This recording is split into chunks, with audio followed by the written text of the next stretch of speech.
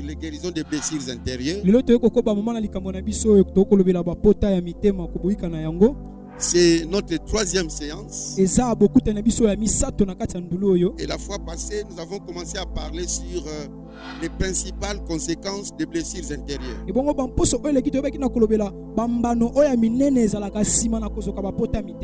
Et la toute première conséquence, nous avons parlé de la destruction de la vie sociale. Lorsque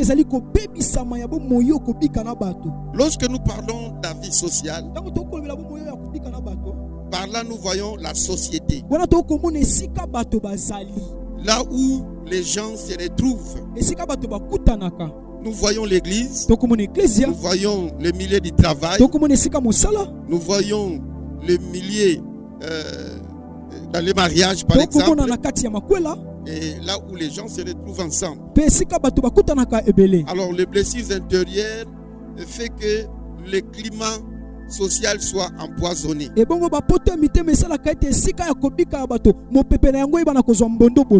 Bien-aimés dans le Seigneur, ceux qui ont les blessures intérieures,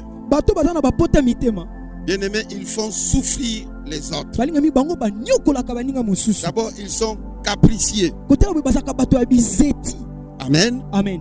Les gens qui ont des blessures intérieures sont capricieux. C'est pour cela, lorsque vous êtes un garde malade et que votre malade souffre d'une maladie mortelle et qu'il atteint une certaine phase qui fait qu'il tend vers la mort,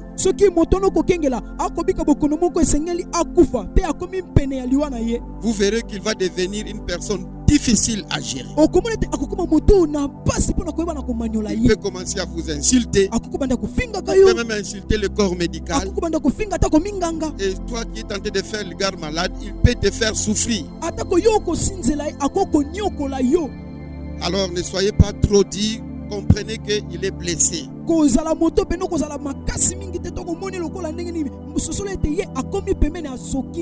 son cœur, il se dit pourquoi seulement moi je devais atteindre ce stade. Et quand une maman par exemple avait un fils unique ou bien une maman qui ne met pas au monde, bien aimé, cette maman-là par rapport ou vis-à-vis de son mari peut le faire souffrir moralement. Bien,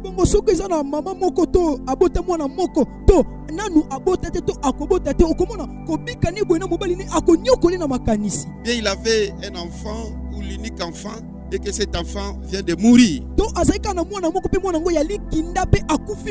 La maman qui a perdu cet enfant, qui a cette blessure, peut devenir très capricieuse vis-à-vis de son mari. Ou c'est le mari qui deviendra très capricieux vis-à-vis de sa femme. Alors, celui qui n'est pas blessé dans ces cadres-là doit jouer un rôle et il doit comprendre que les caprices de l'autre sont liés à sa blessure. Amen.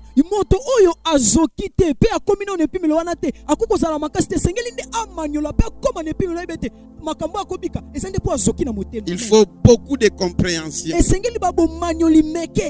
Un enfant qui n'a jamais vu son père, il est né, par exemple, il y a des femmes qui ont attrapé des grossesses, peut-être l'homme a nié la grossesse, ou l'homme a fui, ou certaines choses qui s'étaient passées. Alors l'enfant, depuis sa naissance ou depuis le ventre de sa mère, il n'attend que la voix de sa mère. Il est né, il ne voit que sa mère. Et il se retrouve, il ne voit que des oncles. Il n'a jamais vu son père. Bien aimé, cet enfant-là peut devenir aussi très exigeant dans la vie. Vous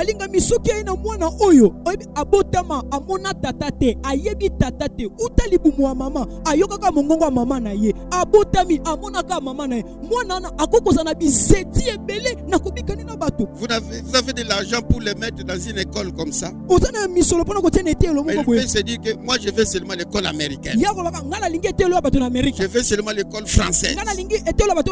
Donc il devient très exigeant. Alors, il faut avoir des méthodes pour vivre avec de telles personnes. Car certaines attitudes qu'ils manifestent sont des rébellions qui sont des résultats de ce qu'ils sentent intérieurement.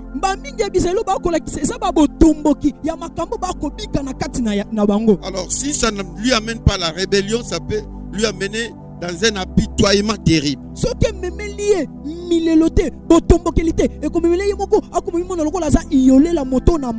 Lisons un peu avec ce qui s'est passé avec Anne, la femme de Elkana. Alors Anne ne mettait pas au monde. La Bible dit que c'est Dieu qui lui a rendu stérile. Certainement que le mari était impatient, il est allé prendre une autre femme, Pénina. Pénina bota lokola libata. Alors la Bible dit que Pénina a commencé à lancer des mortifications contre Anne. Anne avait une blessure dans son cœur. Nous voyons son attitude. Et nous voyons aussi comment Elkana gérait cela, comment elle suppliait Anne à cause de cette blessure qu'elle avait du fait que Dieu lui a rendu stérile.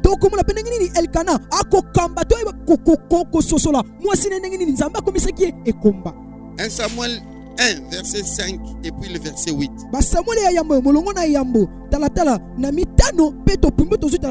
Mais il donnait à Anne une portion double, car il aimait Anne que l'Éternel avait rendu stérile. Verset 6, ça arriva de lui prodiguer des mortifications pour la porter à s'irriter, c'est que l'Éternel l'avait rendu stérile. Au verset 8, Elkana, son mari, lui disait: Anne, pourquoi pleures-tu et ne manges-tu pas? Pourquoi ton cœur est-il attristé? Est-ce que je ne vaux pas pour toi mieux que 10 fils? Amen. Amen. Elkana jouait un rôle auprès de cette femme qui avait la blessure. J'aimerais dire au couple, chacun doit savoir consoler l'autre lorsque vous réalisez qu'il a une blessure. Jouez les rôles d'Elkana vers Anne. Maman, votre mari a perdu du travail. Les affaires ne marchent plus. Eh bien, sachez qu'il est blessé intérieurement. Il a perdu un être cher. Vous devez faire du travail. Amen. Amen. Et les blessures intérieures dans le milieu social, ça peut aussi faire que la personne qui est blessée devienne très exigeant dans la vie.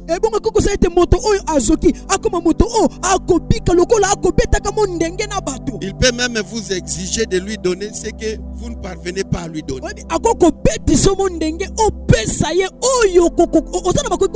Il te dit: donne-moi le ciel. Amen. Amen. J'ai donné le cours de morale. Et dans un des livres que j'ai exploité, on avait donné un exemple d'un enfant qui avait une blessure intérieure. Cet enfant-là n'avait jamais vu son père. Et la maman faisait tout pour donner à l'enfant ce qu'il demandait. Alors un jour, la maman était à la maison. L'enfant était avec les domestiques. L'enfant a vu le soleil dans les bassins d'eau. Alors il dit au jardinier de lui prendre ce soleil-là. Le jardinier dit que je ne peux pas te donner ça. Comme c'était un enfant gâté à cause de la blessure intérieure,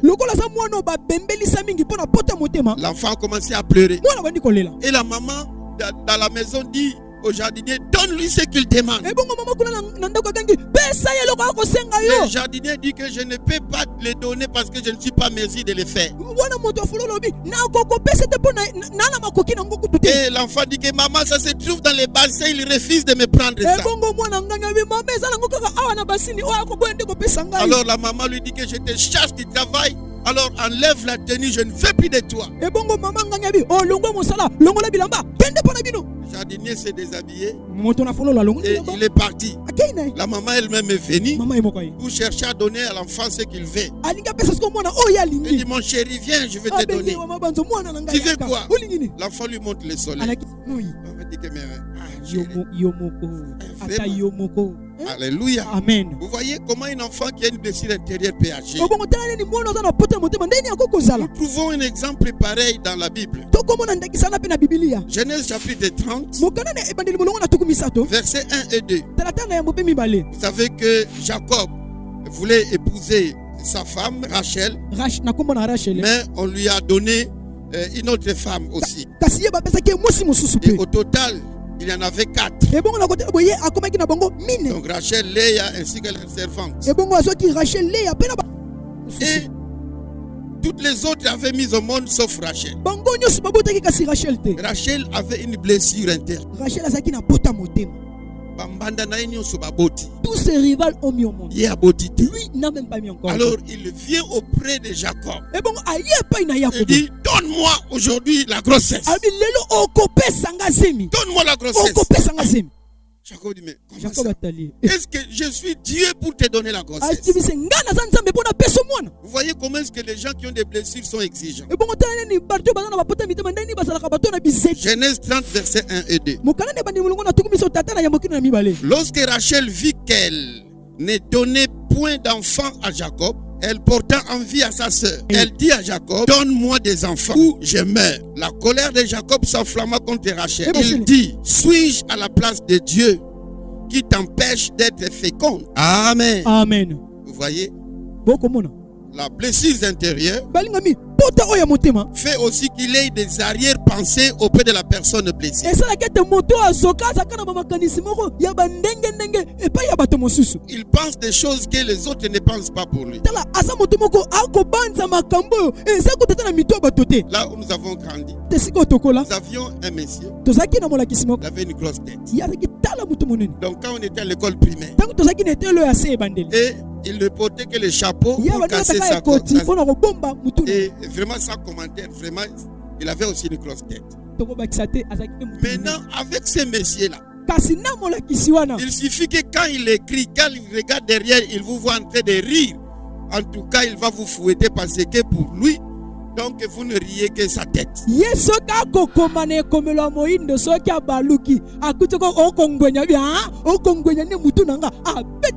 Donc nous étions obligés dans cette salle-là de faire des efforts de ne pas rire. Parce que dès que vous riez, même s'il est à table en train de corriger ou travailler à table, il voit des gens en train de rire.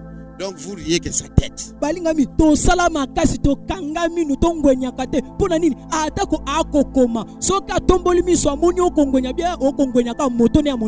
Les arrière-pensées. Celui qui a des blessures intérieures a toujours l'impression que les autres les critiquent. Je sais que vous vous réunissez contre moi, même si ce n'est pas ça.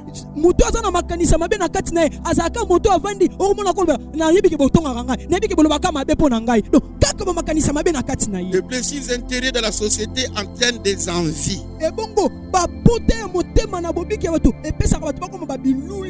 des jalousies, des convoitises. Et tout cela a comme conséquence la haine. Et la haine peut entraîner des rébellions. Ça peut entraîner des complots jusqu'à aboutir à des meurtres. Amen. Amen. Nous voyons les mois blessés d'Absalom dans 2 Samuel chapitre 15 verset 1 à 6.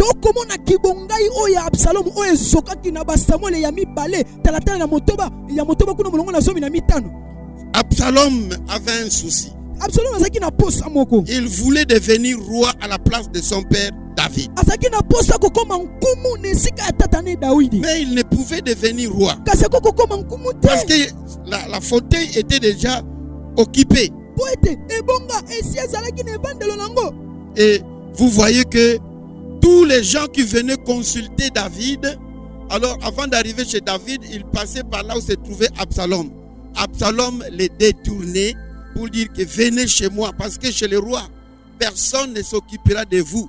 Parce que la Bible dit au verset 7, Absalom se disait qui me ferait roi en Israël? Balingami pona kokome pa ya nkumu esengeli koleka nzela ya Absalom pe Absalom akozwa bato akobalola bango biboye pa nanga nkumu ana ngonga te pe bile koloba ona molongo na sambo Absalom akomilobela nani akokomisa nga nkumu. Il a tiré la popularité des gens. Akobenda bato bazala bafana na ye. Il faisait tout pour les satisfaire pour qu'ils deviennent ses fans. Les personnes blessées prépareront des rébellions parce qu'il envisage occuper le fauteuil de celui qui est là. Il va chercher à gagner la confiance des autres.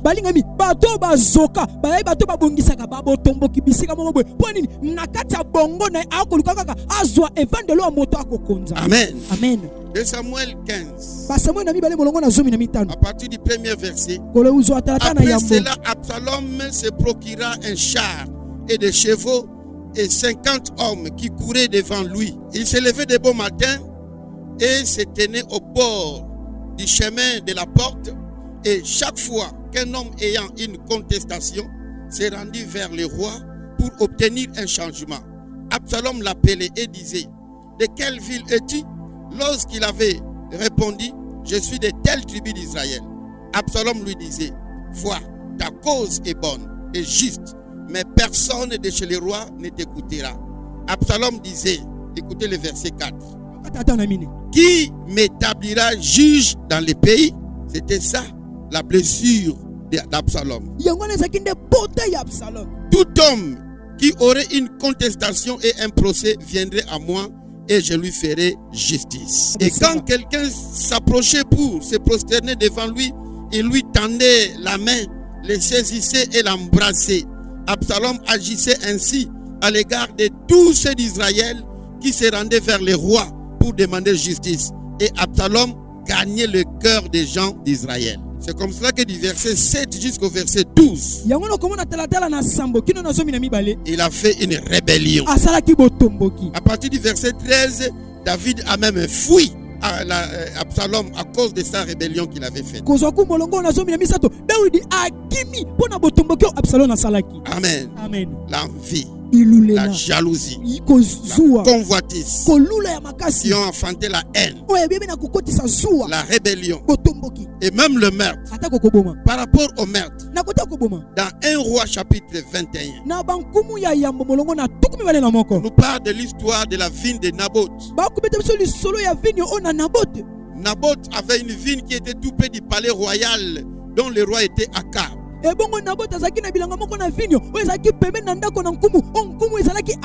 Alors Akab a convoité ces vignes-là et il voulait que Naboth puisse le lui vendre. Naboth dit que c'est un héritage familial, je ne peux pas le vendre. Et la Bible dit que Naboth est rentré à la maison malade. Voici que la blessure intérieure peut provoquer.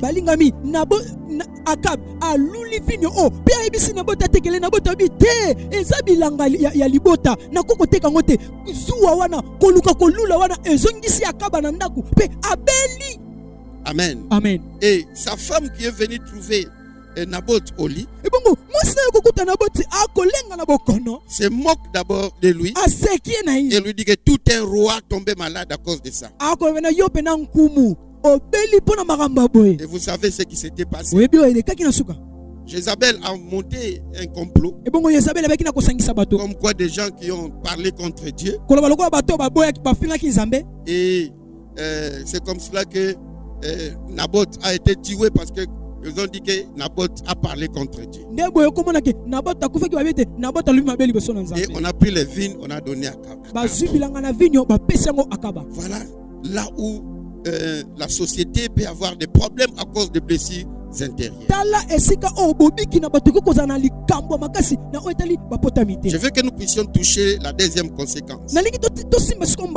Deuxième conséquence des blessures intérieures, c'est le blocage du progrès spirituel de la personne. Bien-aimés dans le Seigneur, les blessures intérieures peuvent amener la personne d'être bloquée spirituellement.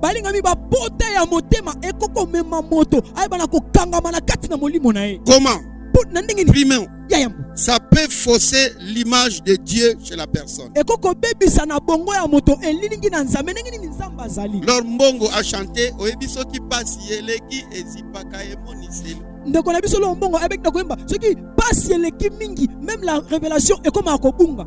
Nenge eselema ki na bayeko na nzela Emmaüs. Comme ça s'est fait avec les disciples dans le chemin de Maïs. Donc les disciples là étaient blessés intérieurement. Alors ils faisaient route avec Jésus sans se rendre compte qu'ils étaient avec Jésus. Ils ont commencé de parler de Jésus à Jésus. Pourquoi? Parce qu'ils étaient déçus. Es-tu le seul qui séjourne à Jérusalem qui ne sait pas ce qui s'est passé à propos de ce prophète Jésus de Nazareth, un prophète puissant en parole et en œuvre, et comment les choses lui arrivaient à Jérusalem? Les souverains sacrificateurs l'ont livré, l'ont tué. Vraiment, est-ce que toi tu es ignorant de tout cela?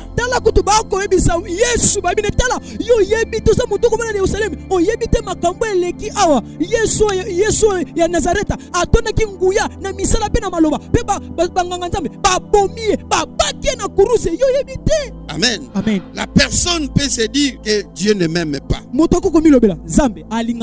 Pourquoi Dieu peut permettre ceci dans ma vie? Pourquoi seulement moi et pas les autres? Et souvent, la souveraineté de Dieu et la grâce de Dieu font beaucoup de problèmes aux personnes blessées.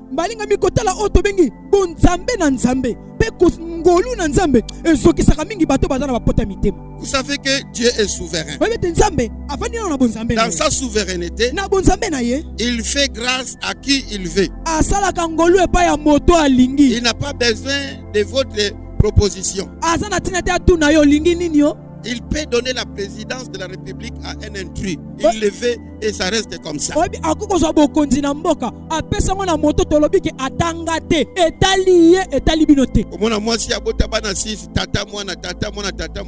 C'est marié avec un jeune garçon qui sort du campus. Et les autres c'est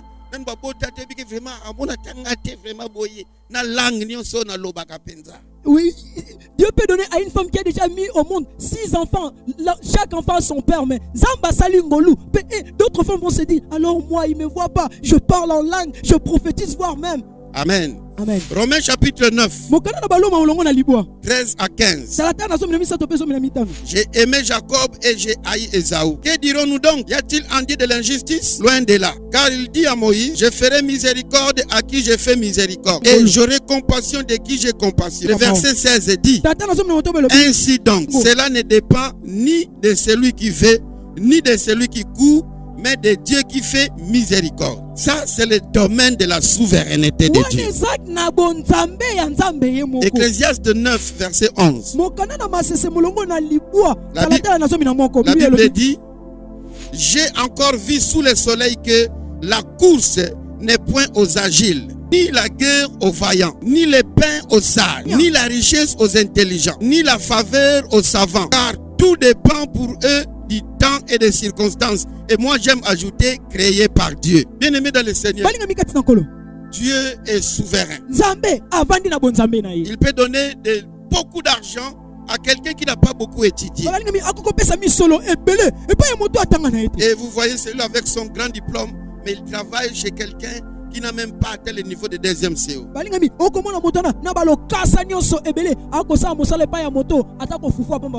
Le secret dans tout ça, si vous ne voulez pas être blessé et que vous voyez les autres en train d'être bénis, c'est le secret, c'est de rendre grâce à Dieu. Amen, amen.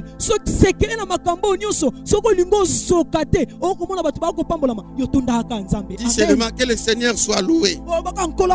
Et j'aime dire aux fidèles de l'église, et quand vous voyez quelqu'un béni avant toi, dis seulement que fais seulement ça.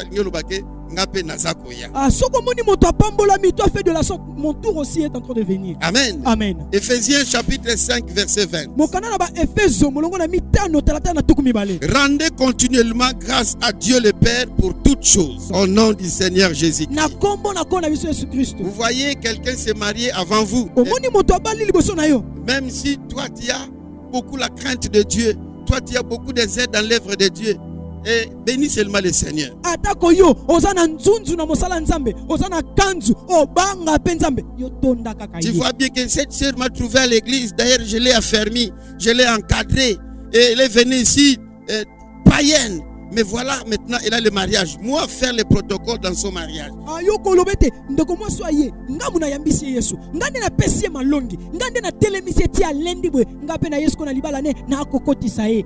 Amen. Amen. Romains 8, 28. mokanga baloma mwambe tumba na mwambe. Toutes choses concourent au bien de celui qui aime Dieu. Amen. Makambo nyonso etambolaka epai na bato nzambe ye moko alingi. De ceux qui sont appelés selon son dessein. baye oyo abenga yambo etabongisa mokili. Amen. Amen. Amen. Donc, bien aimé dans le Seigneur, balinga mikati na nkolo vous ne devez pas vous fâcher parce que Dieu est en train de bénir les autres avant toi. balingami okokoyoka nkanda te mpo nzambe akopambola bato mosusu liboso na yo. Les blessures intérieures peuvent décourager quelqu'un à la crainte de Dieu. balingami bapoto ya motema ekokozokisa moto abanga nesu nzambe te. Il peut se dire que donc c'est pour rien que j'ai marché avec la crainte de Dieu. balingami moto akoloba pamba nga natambola na kobanga nzambe. Et dans la Bible, nous voyons quelqu'un qui a eu des problèmes très sérieux. balingami na biblia tokomona mpe moto moko azoki makambo ebele ya boye. Il s'agit de Asaph. kombo na ezali Asaph. Il a eu les problèmes de la prospérité des méchants. ye ayokaki nkanda ndenge nini akomona bato oyo na mabe bakofulukisama. Les gens qui n'avaient pas la crainte de Dieu, bato bakobanga nzambe te ils étaient bénis. bapambolami Ils étaient prospères. bakofulukisama. Leurs affaires avançaient. mimbongo na bango ekokende. Et vraiment, Asaph se disait, mais pourquoi? Et à quoi me sert maintenant d'avoir la crainte de Dieu? ebongo Asaph akoloba siko nga ntina nini nabangaka nzambe. Psaume chapitre 73. mokana na loyembo molongo na tuku sambo na misato. Oui, Dieu est bon pour Israël, ceux qui ont le cœur pur. Il dit toutefois, mon pied allait fléchir, mes pas était sur le point de glisser, car j'ai porté envie aux insensés, voyant le bonheur des méchants. Rien ne les tourmente jusqu'à la mort, et leur corps est chargé d'un bon point. Et vimba et tonda na misoni. Vraiment très muscleux. Ils n'ont aucune part aux souffrances humaines. Tamboula kama kolote. Bango mitukeza. Il roule qu'en Bayebi carrosse. pasa ko foute la Il ne terre. sait jamais les difficultés de louer une maison. Ils n'ont aucune part aux souffrances humaines. Ils ne sont point frappés comme les restes des hommes. Aussi l'orgueil leur sert de collier. La violence et les vêtements qui les enveloppent. L'iniquité sort de leurs entrailles. Les pensées de leur cœur se font jour. Ils rayent et parlent méchamment d'opprimés. Ils profèrent des discours hautains. Ils élèvent leur bouche jusqu'aux cieux et leur langue se promène sur la terre. Et le verset 10 dit: voilà pourquoi son peuple se tourne de leur côté. Ils avalent l'eau abondamment. Et il dit: comment Dieu saura-t-il? Comment le Très-Haut connaîtra-t-il? Au verset 12, Asaph dit: ainsi sont les méchants, toujours heureux. Ils accroissent leur richesse. Le verset 13 est très grave. Asaph se dit: c'est en vain que j'ai purifié mon cœur et que j'ai lavé mes mains dans l'innocence. Chaque jour je suis frappé. Tous les matins mon châtiment est là. Amen. Amen. Asaph s'est commencé à délibérer. Il disait: na kwe na ngana masum te natika na nzambe. So natika ina nzambe, ah, mais je vais manquer ceci. Si au moins natiki na ngana makambo nzambe, les chrétiens peuvent les trahir. Asaph commence à se dire que je puisse craindre Dieu ou non. Verset 15. Si je disais, je vais parler comme eux, voilà, je trahirai la race de tes enfants. J'ai réfléchi là-dessus pour m'éclairer. La difficulté fut grande à mes yeux. Amen. Amen. La blessure intérieure. Ça décourage certaines personnes à craindre Dieu. Mais toi, mon frère, ma soeur, toi qui es en train de traverser de tels moments, vous devez savoir qu'au ciel, là nous aurons des couronnes. Amen. Ta fidélité sera récompensée. Nous ne recevons pas Jésus pour avoir le mariage ici-bas, pour le travail ici-bas, mais c'est d'abord pour le royaume des cieux. Amen. Les autres sont des récompenses qui pouvaient venir. Amen. Amen. La blessure intérieure peut amener au manque de pardon. En tout cas, à cause de ce que cet homme m'a fait, je ne le pardonnerai pas. Il y a une sœur qui me disait: pasteur, j'ai été violé par 10 hommes. Chaque jour, j'ai maudit ces hommes. Je leur ai dit de les pardonner. Il dit jamais pardon. Alléluia. Amen. Et vous savez, quand vous ne pardonnez pas, Matthieu 6, verset 12. Pardonnez-nous nos offenses comme nous pardonnons aussi à ceux qui nous ont offensés. Vous ne pardonnez pas. Par conséquent, vous ne serez pas aussi pardonné. Donc vous restez pécheur. Vous mourrez, vous allez en enfer. Vous voyez comment est-ce qu'une blessure intérieure peut amener quelqu'un en enfer. Et à part ça, tes prières risquent d'être bloquées, ne pas être exaucées. Parce que la Bible dit que Dieu n'exauce pas les péchés. Et puisque vous ne voulez pas pardonner, alors Dieu aussi ne vous pardonnera pas. Et Dieu vous considère comme pécheur. Alors, plusieurs de vos demandes risquent de ne plus être exaucées. Amen. Amen. Toujours par rapport au blocage spirituel, les blessures intérieures peuvent freiner l'action du Saint-Esprit. Les gens réunis dans un même lieu, la Bible dit qu'ils doivent se réunir d'un commun accord. Matthieu chapitre 18 verset 20. Quand deux personnes se mettent d'accord pour prier, Jésus est en ce milieu-là. Lorsqu'il y a rivalité, la présence de Jésus n'est plus là. Alléluia. Amen. Dans l'église primitive, dans Acte 4 verset 32, la Bible dit que la multitude de ceux qui avaient crié qu'un cœur et qu'une âme.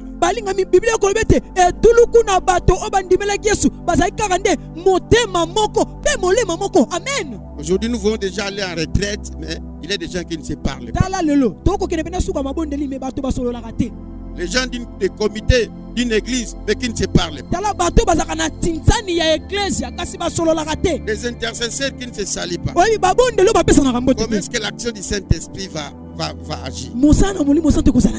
Une fois nous étions en retraite.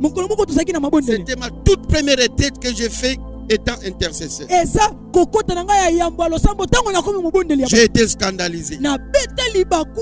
Il y avait un diacre qui dirigeait l'intercession. Mais ils étaient secondés par deux sœurs. Et en ces jours-là, il y a un frère qui nous dirigeait. Et quand il dirigeait dans l'intercession, donc il y avait une certaine lourdeur. Le frère a dit que il y a ça ne va pas. Alors, nous devons d'abord demander à Dieu. Pourquoi est-ce que depuis que nous sommes entrés en retraite, il n'y a pas de révélation, il n'y a pas des orientations, ça n'a jamais été comme ça. Prions que le Seigneur nous parle, qu'est-ce qui ne va pas. On a commencé à prier. On a commencé à prier. Une sœur a donné le message. Que deux sœurs là, les deux qui secondaient les diacres là, des gens que moi je considère comme des anges, ils ne se parlaient pas. Qu'est-ce qui s'est passé? Quand c'était la sœur X qui donnait la requête, la sœur Y ne priait pas.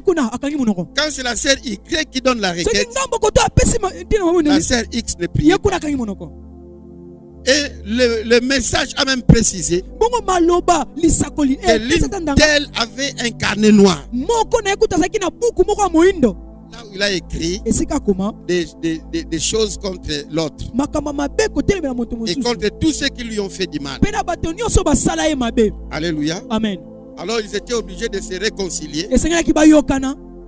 et de se pardonner. Et quand on a repris la prière, il y a une forte action du Saint-Esprit. Vous voyez comment est-ce que les rancunes, les blessures peuvent empêcher l'action du Saint-Esprit.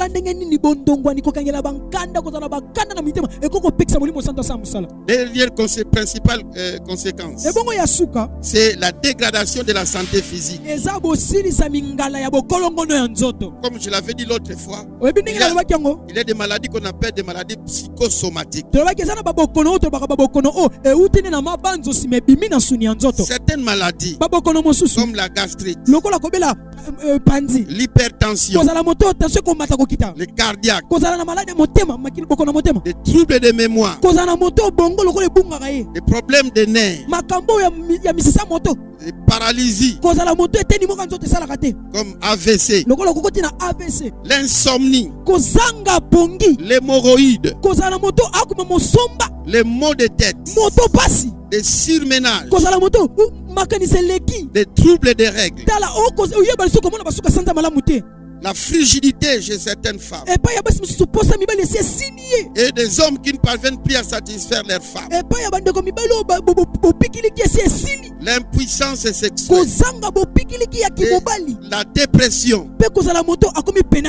Tout cela, bien aimé, ne sont pas forcément dus aux blessures intérieures, mais beaucoup de blessures intérieures provoquent aussi de tels cas. Amen.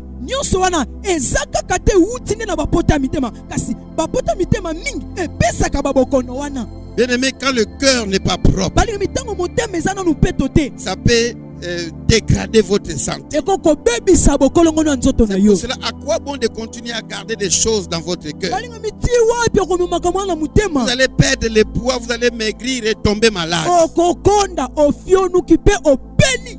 Psaume 32, versets 3 à 5. Tant que je me suis tu, mes os se consumaient. Je gémissais toute la journée. Car nuit et jour, ta main s'appesantissait sur moi. Ma vigueur n'était plus que sécheresse comme celle de l'été. Je t'ai fait connaître mon péché. Je n'ai pas caché mon iniquité. J'ai dit, j'avouerai mes transgressions. Et tu as effacé la peine de mon cœur. Si longtemps que l'auteur de ces psaumes qui est David gardait des choses dans son cœur sans les confesser à Dieu, les versets 3 et 4 nous fait voir qu'il était devenu malade.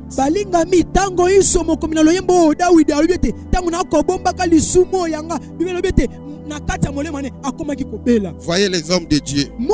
Partagez avec eux. Proverbe 12, verset 25. La Bible dit, l'inquiétude dans le cœur de l'homme l'abat. Toujours Proverbe 15, verset 13. La Bible dit, un cœur joyeux rend le visage serein. Mais quand le cœur est triste, l'esprit est abattu. Toujours Proverbe 17, verset 22. Un cœur joyeux est un bon remède, mais un esprit abattu dessèche les os. Tout ceci nous montre que les blessures intérieures peuvent amener des complications sanitaires. Dans tout ceci, bien aimé, j'aimerais nous demander 4 choses. Pardonner. Ne gardons pas rancune. Pardonnez. Deuxièmement, rendez grâce à Dieu pour tous les contretemps que vous rencontrez dans la vie. Bénis le Seigneur. Ayez confiance en lui. Troisième des choses, restez joyeux. La Bible dit, réjouissez-vous dans le Seigneur. Je le répète encore, réjouissez-vous. Le Seigneur Jésus a dit que qui de vous, à cause de ses soucis, de ses inquiétudes, peut ajouter une coudée dans sa vie? Donc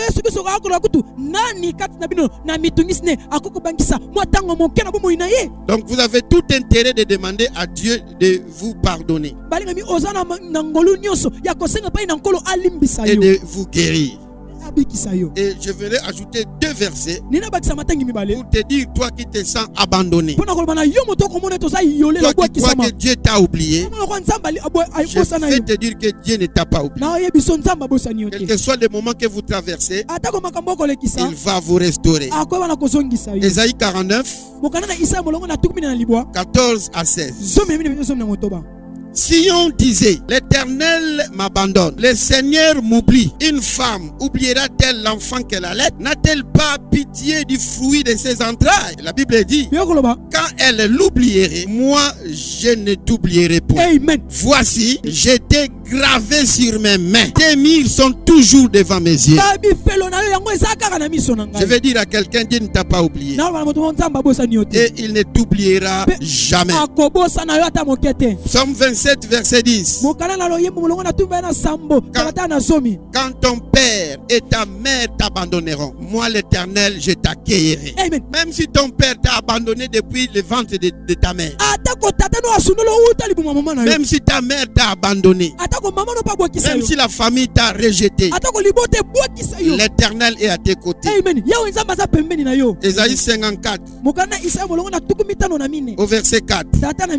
Ne crains pas, car tu ne seras point confondu. Ne rougis pas, car tu ne seras pas déshonoré. Mais tu oublieras la honte de ta jeunesse. Et tu ne te souviendras plus de l'opprobre de ton veuvage. Je veux dire à quelqu'un, tout n'est pas encore fini. Oui, ce que tu as vécu a déjà été vécu.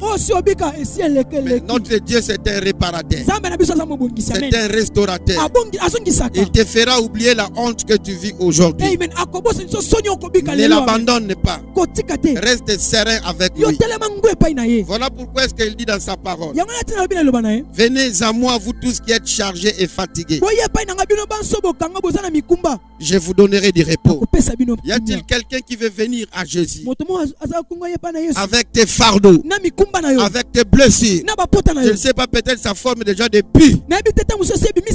Peut-être que tes blessures sont très sérieuses.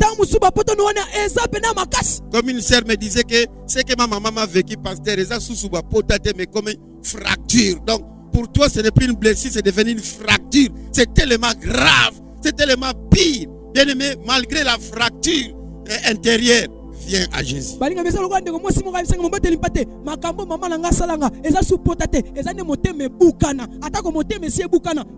Est-ce que tu veux le partager avec Jésus? Soit vous voyez un homme de Dieu. Nos numéros sont tentés de passer là-bas. Vous pouvez nous appeler. Ou vous pouvez venir nous voir sur l'adresse qui est affichée. Nous allons partager avec vous. Car la Bible dit: confessez vos péchés les uns les autres. Priez pour les autres. Il est dit que déchargez-vous sur lui de tous vos soucis. Il prendra soin de vous. Et l'apôtre Paul dit: ne vous inquiétez de rien. En toute chose, faites connaître vos besoins à Dieu par des prières. Je vais dire à quelqu'un, vous devez prier par des supplications avec vos blessures intérieures. Supplie Dieu. Le Dieu qui entend dans les secrets, il écoutera. Il va bander votre plaie. Il va vous communiquer la joie. Il va vous donner ce que vous avez besoin. Amen. Amen. Oh Dieu de gloire, je te bénis. Tu es merveilleux. Tu nous aimes, Seigneur. C'est pour cela que tu nous as envoyé cette parole. Je prie pour celui qui est blessé. Seigneur, nous ne voulons pas connaître toutes ces conséquences. La dépravation de la vie sociale, les blocages spirituels, les maladies qui peuvent être causées par ces blessures. C'est pour ça que nous sommes venus à toi, Jésus-Christ. Guéris-nous. Guéris ce papa. Guéris cette maman. Guéris cette jeune fille. Guéris ce jeune garçon. Guéris cet adolescent. Tu vois la profondeur de son cœur. Seigneur, restaure. Au nom de Jésus. Amen. Amen. Suivez-nous chaque dimanche sur YouTube et Facebook. Tapez Centre évangélique le Sanctuaire. Si vous voulez parler au révérend Simon Sakala, contactez-nous au numéro suivant: +243 82 65 00 800 +243 85 311 70 93. Ou venez à notre adresse: commune de Ngalima, cité des anciens combattants, quartier A, numéro 35 bis. Référence: DGC Barret, derrière le marché de la cité, tronçon église Bima, Sébéco. Pour vos offrandes et autres contributions, envoyez-les par les numéros affichés à vos écrans. Que Dieu vous bénisse.